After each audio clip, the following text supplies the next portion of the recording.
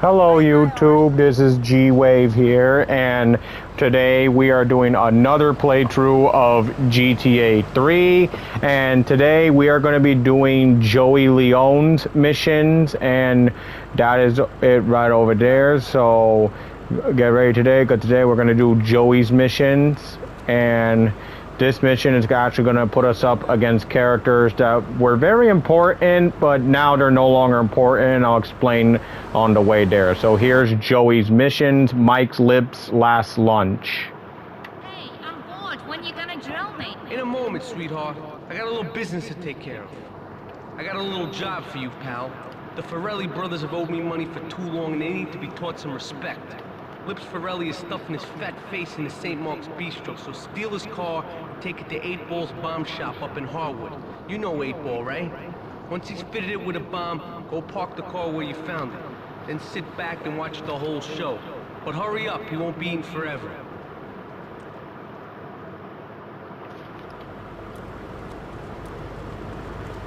So Joey has asked us to go and take care of a guy named Lip. Even though Joey calls him Lip, his real name is Mike Forelli. And Mike Forelli was a family member of a very once powerful mafia in GTA, but they are no longer strong. They are called the Forellis, and they were once the most powerful mafia in Liberty. Now they are no longer the strongest mafia in Liberty. Heck, they're not even a mafia anymore. They are a street gang now. Like, notice when Joey said Forellis, he didn't say the Forelli family, he said the Forelli brothers. Okay, so this is Mike Forelli's car right here, and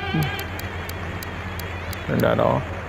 This here is the Marco's Bistro. San Andreas fans will know this area as the place where CJ killed Marco Forelli, and in Vice City, this is where that opening cutscene with Sonny and his Forelli men took place.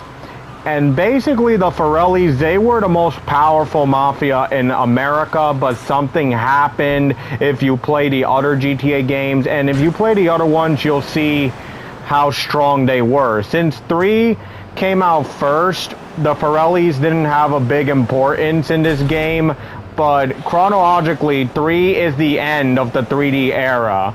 So this is the Forellis now at their last moment, and they are literally the weakest gang in Liberty now. Like, they are not even a mafia anymore. They are now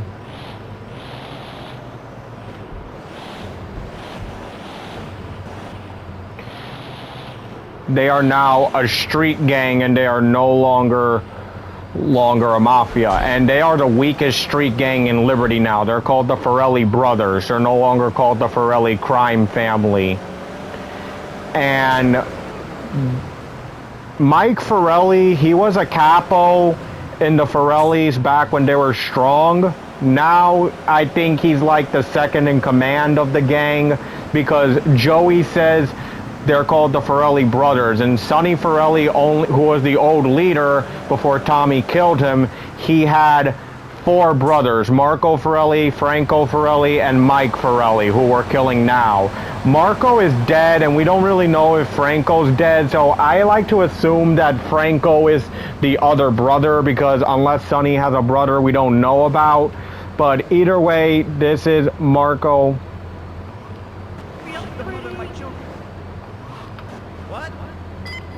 This is Mike Forelli's last moment, and yeah, this is when he dies.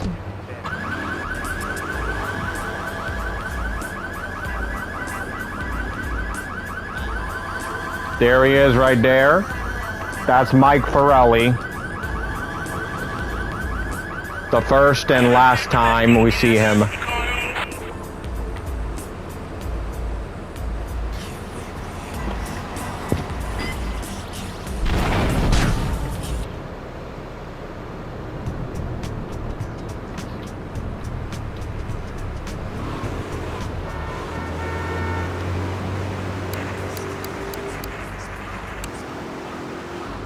So yeah, that was both the first and last time we see Mike Forelli.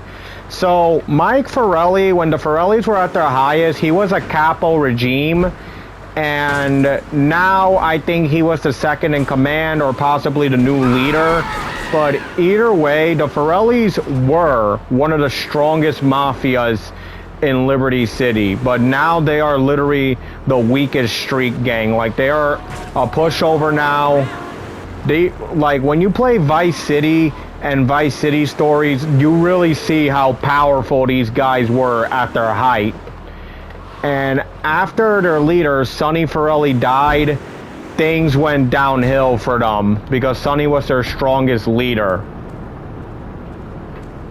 So I'm gonna save right now. Now the reason why I'm saving now is because back in the classic games, they didn't have checkpoints. Like, they didn't have checkpoints back then like how they did in GTA 5.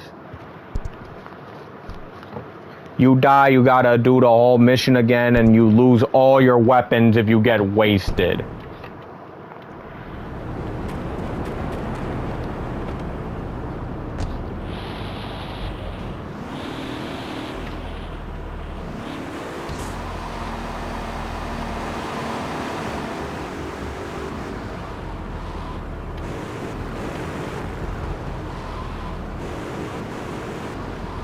So that was Joey's first mission, and Joey is the son of Salvatore. Back in the old games, like, Joey was mentioned in San Andreas and in Liberty City Stories. And back in those times, Joey was not a member of the Mafia yet. This game, it takes place in 2001. San Andreas takes place in 1992. And Liberty City Stories takes place in 1998. And Joey was definitely alive during the events of Vice City and Vice City Stories. Vice City Stories was in 1982, and Vice City was in 1984. So, just trying to remember, like, this way right here. So basically, Joey was not a member of the Mafia yet, and his father, who we'll see later, he did not respect Joey's decision 100%. So it wasn't until GTA, after Liberty City Stories, and in the Game Boy Advance GTA game, GTA Advance, that Joey possibly joined the Leones. And Joey is not a capo regime. When I was young, I used to think Joey was a capo, but no, he is not a capo regime. Instead, Joey, what he is that... Oh, I thought there was a gun over there. Never mind. Joey, I think he's a soldier, because if Joey was a capo, he would have a bunch of soldiers in his area, and he does not. Because if you go to Joey's area, he doesn't have his own personal soldiers like Luigi and Tony does. Like, when you go to the red light district and Headward Heights, there are some Leone soldiers there, and those Leone soldiers are working for Luigi. And if you go right here in Hardwood, which is this whole area right here, which is the heart of Leone territory, there are nothing but Leone soldiers here, and these guys are working for two other Leones who we're going to get to later. But Joey is not a capo regime. Like, I used to think when I was younger that Joey was a captain, but no, he's not. So Joey is just a soldier. The only reason why Joey is treated special is because he's the boss's son, and he gets special treatment. Like, Mickey is a soldier too. Mickey was that guy in the last video that was Luigi's bodyguard, like Luigi's security, and he's a soldier, but he's not invited to meetings. No, because Mickey is just a soldier. He's not a high-ranking officer.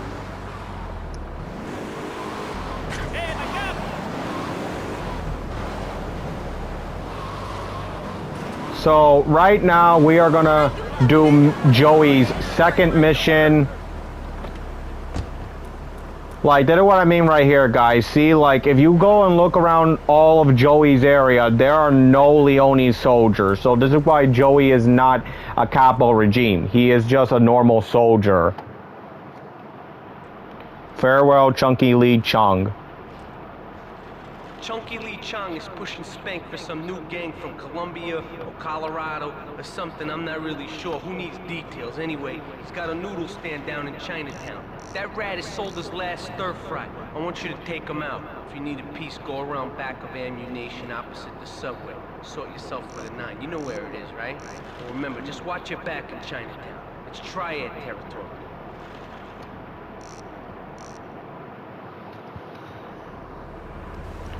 So Joey has asked us to go kill some guy named Chunky Lee Chung. It's really hard for me not to laugh every time I hear that guy's name. Like, I just stopped. I didn't laugh now because I'm always used to hearing it and I didn't find it funny anymore. So anyway, Chunky Lee Chung is a member of the Triads, who are the Chinese mafia. So I don't know if he's a captain or an associate, but he does work for the Triads. And what he's doing is that he's selling a drug called Spank, and that is done by the cartel.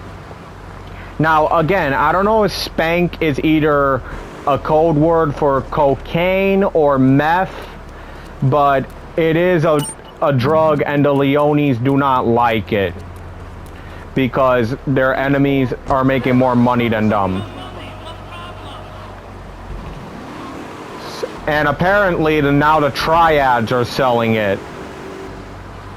Chunky Lee Chung works in a noodle stand and is really a disguise for what he really does, and that's sell drugs. He sells drugs for the Triads. So we're gonna do this here. There he is. He's being protected by the Triads.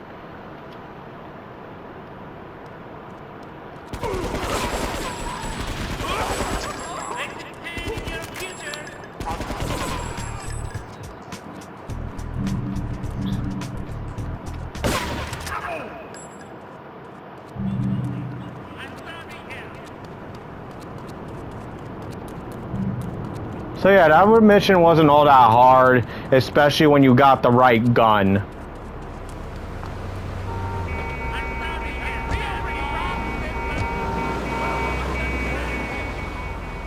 You got the right gun is not that hard. So I'm gonna save now because, like I said, if you die, you lose all your weapons and everything. And all your armor, so they got no checkpoints like in 5 in an online mode. So I am going to save before we do anything else. So the Triads are basically the Chinese mafia, and they're at war with the Leones. They're not at war with them now. Not yet.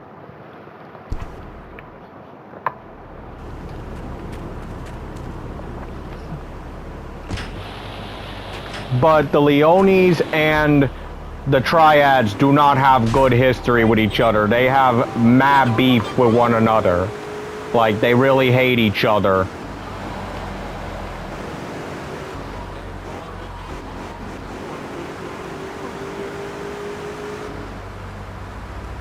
So right now we are going to do Joey's third mission.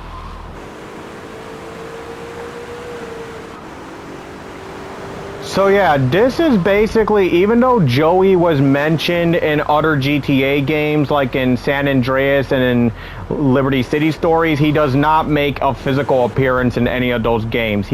This is the first time we actually see Joey. Chronologically, this is the first time Joey makes his appearance in the actual game, Van Heist.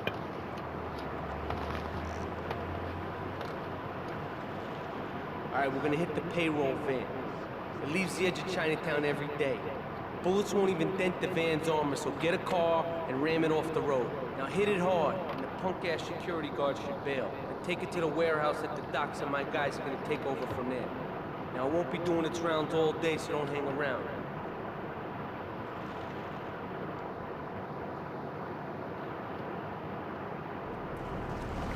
So this is the only heist in this game. Like, this is seriously the only heist in GTA 3.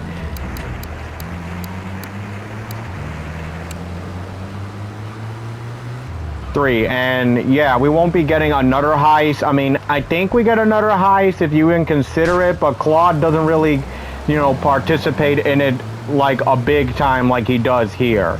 So Joey wants us to steal an armored truck that has money in it. Here we go. Yeah.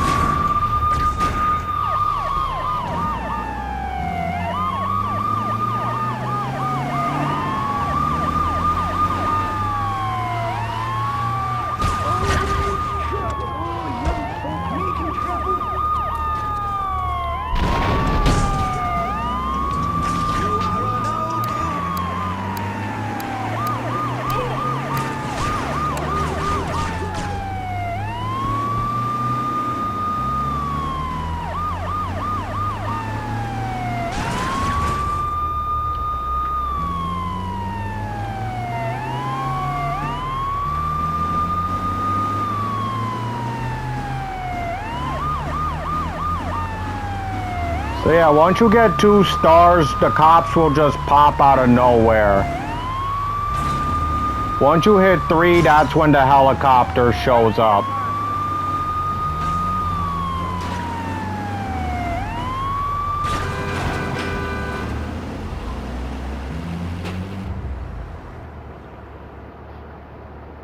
Leave that there.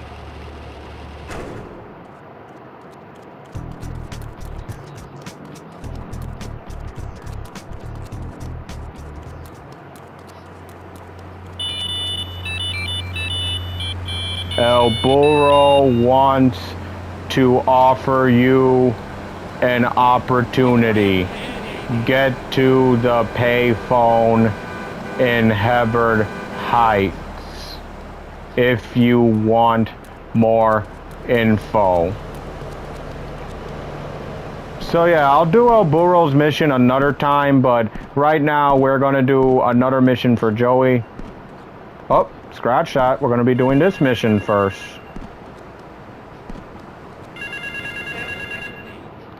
The Crook. The name's Chalk, Marty Chalk. I run the bitchin' dog food factory around the corner. I got money troubles, but hey, who doesn't, right? I'm meeting my bank manager later. He's a crooked bastard that keeps bumping up the loan repayment so he can cut a slice. Take my car, pick him up, and bring him back here. I got a little surprise for that blood-sucking leech. Oh man, this mission is evil. This mission is evil. So the guy that Claude is working for now, his name is Marty Chalks. And he owns the dog food factory, which is right next to Joey's garage. So Marty Chalks is a serial killer, and he is a very scary guy. Even though we don't see him in person, what he does is really messed up when you think about it. Excuse me. Sorry out to hear that. So Marty wants us to kill a bank manager that he works with, and let's just say things get more evil from there. Oh, Mr. Chunk sent you, did he? Let's go and pay the fellow a visit.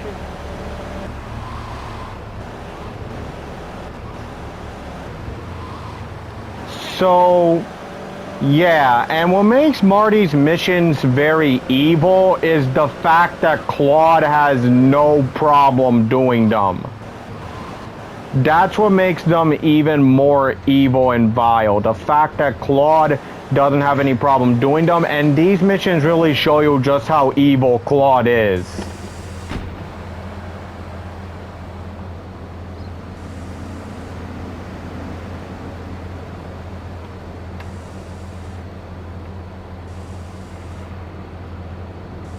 Get your hands off me arse!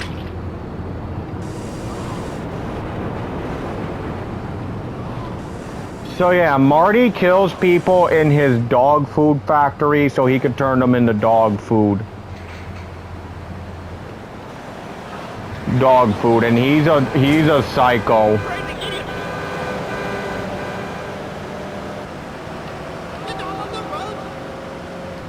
And speaking of psychos, the fact that Claude has no problem doing this type of stuff really just shows you just how evil Claude is.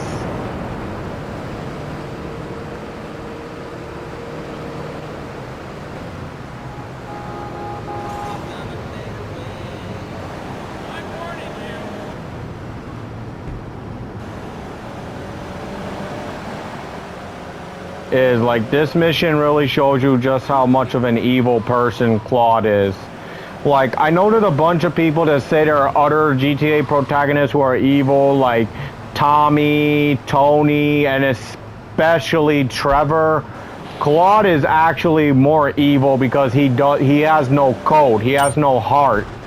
He doesn't care who he has to kill. I guarantee you that if Claude was hired to kill his own mother, he would do it if someone paid him a lot of money.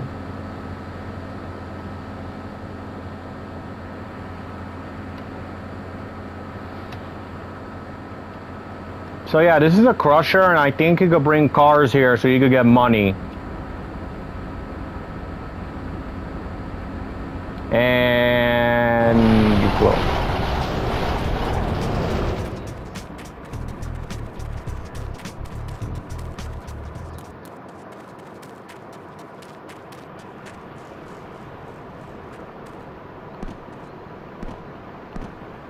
Look at me, I'm bunny hopping all the way there. Any more big cars you want to crack, bring them to our garage in Portland Harbor.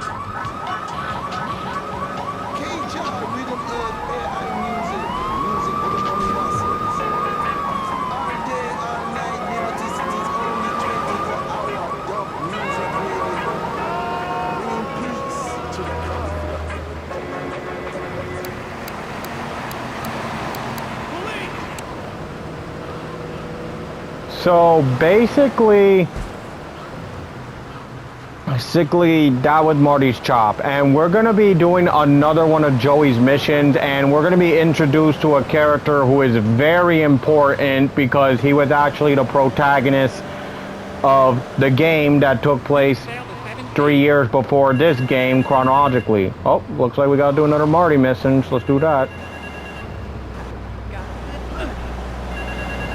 Yeah, I guess we could do another Marty mission. The thieves. I hired some thieves to break into my apartment and steal some stuff so I could claim on the insurance bill. The thieving bastards are threatening to tell the insurance company if I don't give them a cut. Can you believe it? I left the car inside the factory gate. Use it to go pick them up from their turf in the red light district. Then bring them back to the factory so I can make them see Marty's point of view.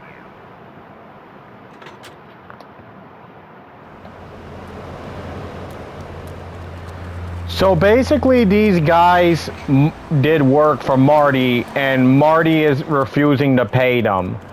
He had them broke into his apartment so he could claim the insurance.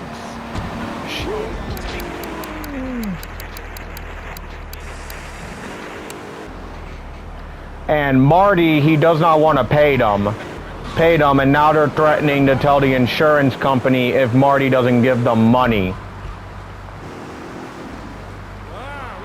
Money. So basically Marty's not just being cheap, but he's also betraying these two thieves. And once again, Claude has no problem doing this. Now, I know these guys are criminals, but still, the fact that Claude knows what awaits them and he has no problem doing this for Marty really shows you how evil he is.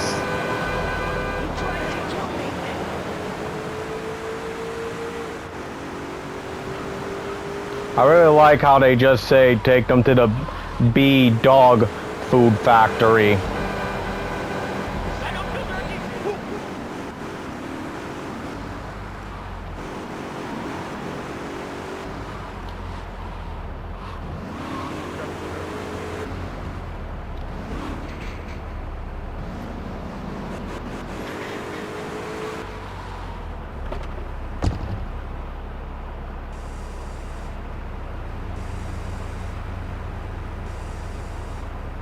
In they go, to be more food for the dogs.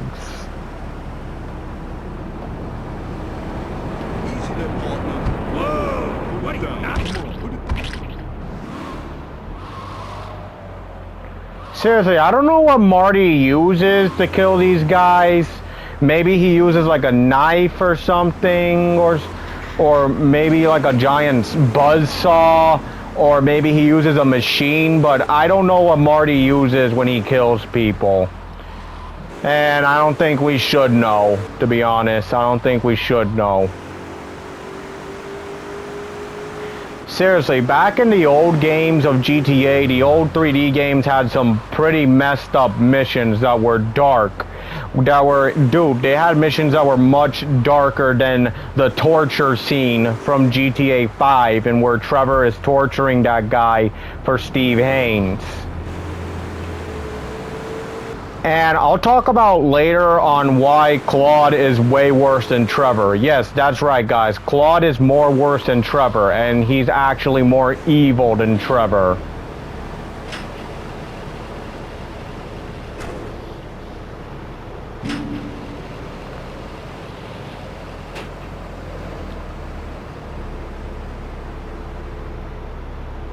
Come on, move.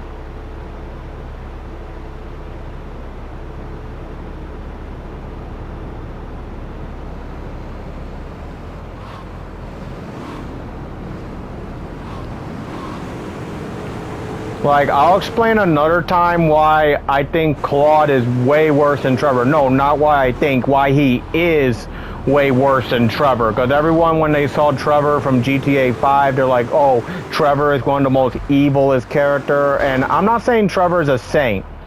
But when you compare him to Claude, you can understand why Claude is much worse than Trevor. Claude is actually more worse than another GTA protagonist that we're gonna meet soon.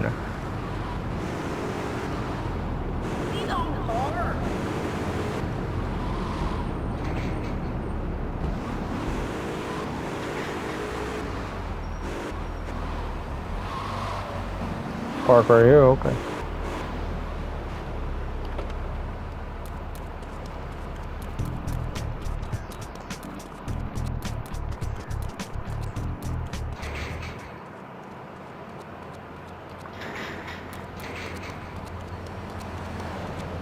Another one? No, okay. Okay, so now I'm gonna go do Joey's next mission. Cipriani chauffeur. Real sweet. She purrs, you know what I mean? Oh, here's the guy I was telling you about. Alright, listen, this guy ain't Italian and he's no mechanic, but he could get things fixed. This is Pop's capo, Tony Cipriani. Yeah, I'm Tony Cipriani. Take him to Mama's restaurant in St. Mark's, alright? Now listen to me. I'm planning a job that needs a good driver, so drop by sometime later, okay? Okay, kid, drive me to the laundry in Chinatown first. I got a bit of business to take care of. Those washerwomen ain't been paying their protection money. And watch the car, Joey just fixed this junk heap, so no fancy crap, okay?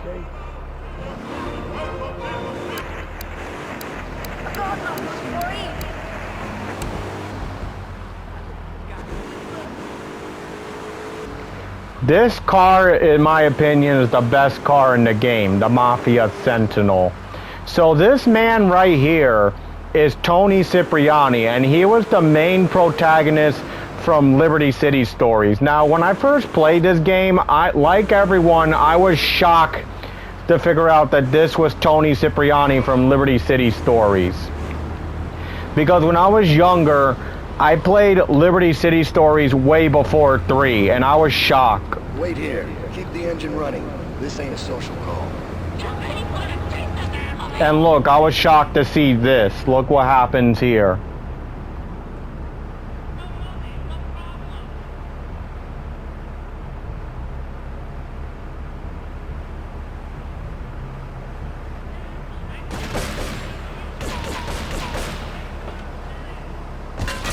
It's a triad ambush!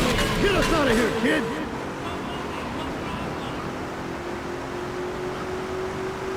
Like, when I was young and I saw that this was Tony, I was shocked to see Tony run away like that.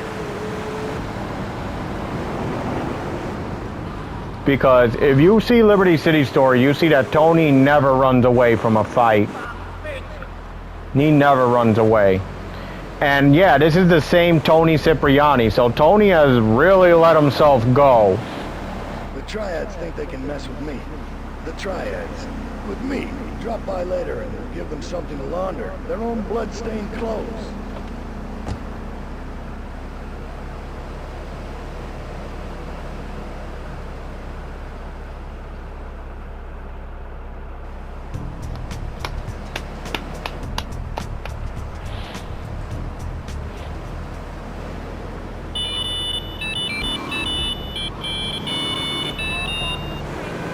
Alright, so now the Uzi is available in the stores. Now before I do Joey's next mission, I'll do Tony's missions after I'm done with Joey. So yeah, so basically Tony is really upset that the Triads have done this to him. And the Triads and the Leones, they have mad beef with one another. Like, they have mad beef. If you play Liberty City Stories, you'll see the beef that the Triads have. And Tony himself has a personal beef with the Triads. Like, if you play Liberty City Stories, you'll understand why Tony has a personal vendetta with the Triads. And like I said, I played GTA Liberty City Stories way before 3. So when I saw that that was Tony, I was completely shocked. And I'm like, damn, Tony, you let yourself go so fast. And many people say Tony looks like he's older now, like he looks like he's an old man in this, because if you look at Tony's hair, he does have some gray hairs. Like if you look at Tony's head, you can see that he does have some gray in his hair. And he looks a little older. Tony, I think he's like in his mid or late 40s. Like in Liberty City Stories, I think he was in his early 40s, and I think now he's like in his mid 40s. And Tony is, out of all the GTA protagonists, Tony is actually one of my favorite. Like, my favorite GTA protagonist is Victor Vance. And I really like Victor because he's like an adult. To me, he's like an adult version of CJ.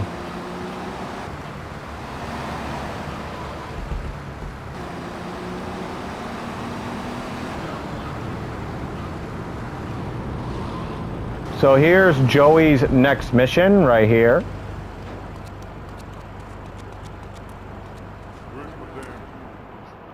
Dead skunk in the trunk. Beautiful. Just beautiful. Alright, just the guy I need to talk to. Alright, there's a car stuffed with a stiff at the cafe near Callahan Point. One of the Forellis thought he was a wise guy, so he got what he had coming to him. Take the corpse to the crusher in Harwood, alright?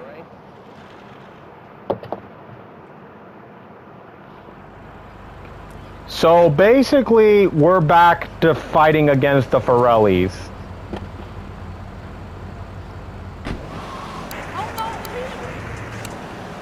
And one of the Forellis tried to mess with Joey and thought he was being a wise guy. So Joey, I don't know if it was Joey or another Leone soldier, had that Forelli killed.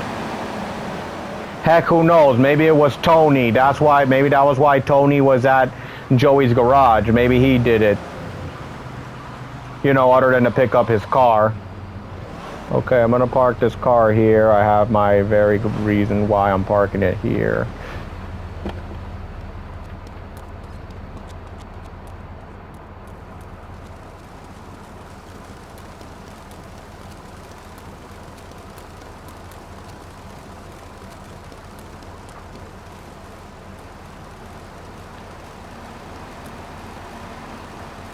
And when I did this mission the first time, like, I was a...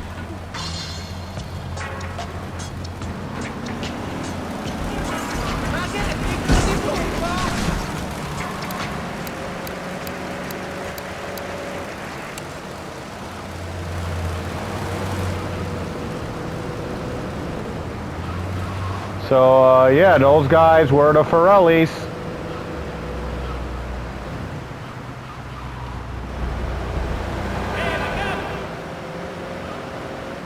These are the same guys that betrayed Tommy Vercetti in Vice City. And man, how they fall in the world.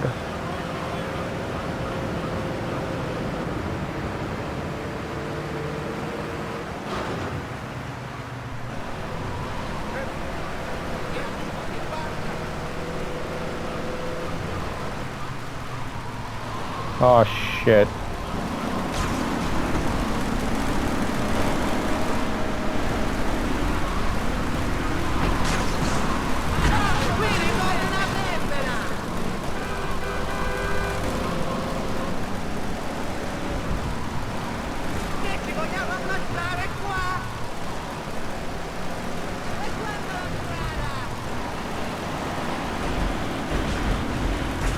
Okay, so what I hate about the Crusher Yard, why the hell are this road so bumpy?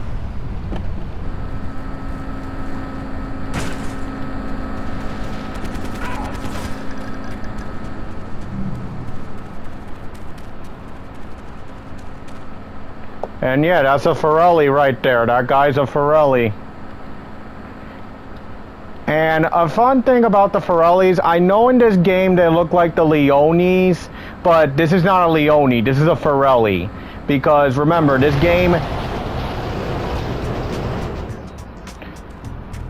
Because this game came out before GTA, Vice City, Liberty City Stories, and San Andreas and Vice City Stories, so the Forellis didn't have their own distinct design yet. So as I was saying before, back in the old days, when I played GTA 3 for the first time, this mission, I know it's not that hard, but I actually found this mission difficult due to the fact that the Forellis, they constantly ram you and they're very aggressive, and when I try to turn, my car's already too damaged. So I found out that trick I did right there where you turn the car around.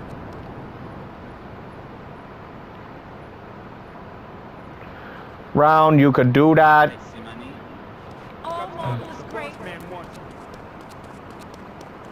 So you could do that to try to, you know, get the Forellis away from them faster. And right now I'm gonna do Joey's final mission and I'm gonna end the video right here. What did I do to you?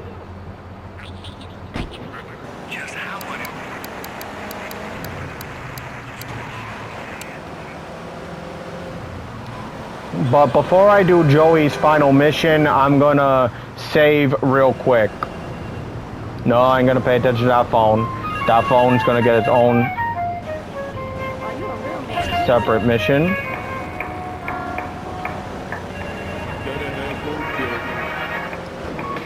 Yeah, just give me one moment, guys. Hold up.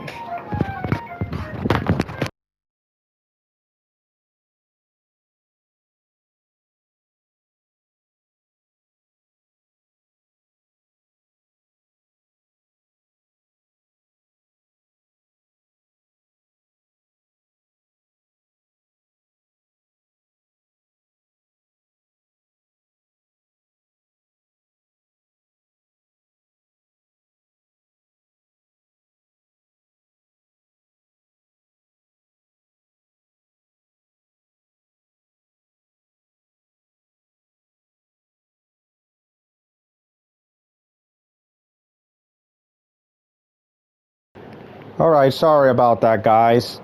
Had a phone call, had to answer it, so it's all good now. So, as I was saying before, I am gonna do Joey's final mission before I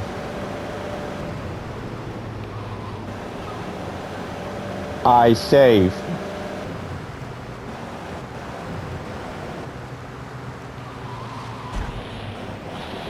Save first. And going back to Tony, so I'll explain more about Tony when I'm doing Tony's missions.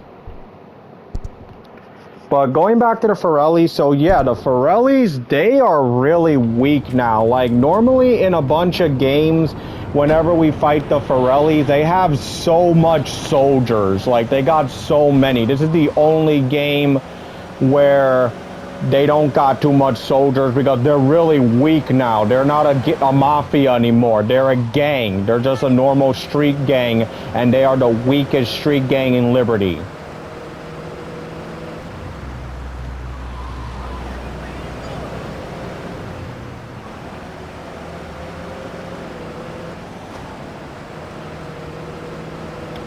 Like, the Forellis, I feel real bad for them if the fact that, you know, if they were, I would feel bad 100% if they were our allies, but in each game, they are always our enemies.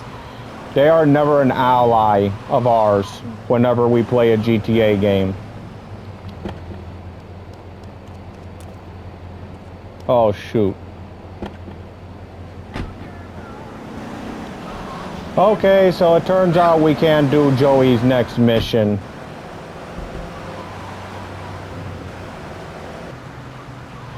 Yet. So, you know what, guys? I think I did long enough. I think I'm going to end it right here. And yeah, so before I end it, I want to say one more time, the Forellis were very powerful, and now they are just really weak. There's even a nickname for them, and where they're called the punching bag of the GTA universe. And I agree. Like, I was on YouTube one time and I saw someone comment on that on a video. Like, there's actually a video on YouTube that tells you the history of the Forelli family. Just go and type in GTA the Forelli family, and it'll show you the history of the Forellis, and you're gonna see how they started out super powerful and they became super weak. So I'm just gonna end it right here, guys, and I hope you guys enjoyed this video. And next time, hopefully Joey's mission will be available, and we'll be doing Joey's mission the next time. Catch y'all later. Like the video, talk about it, and like. So yeah, have a nice day. Bye.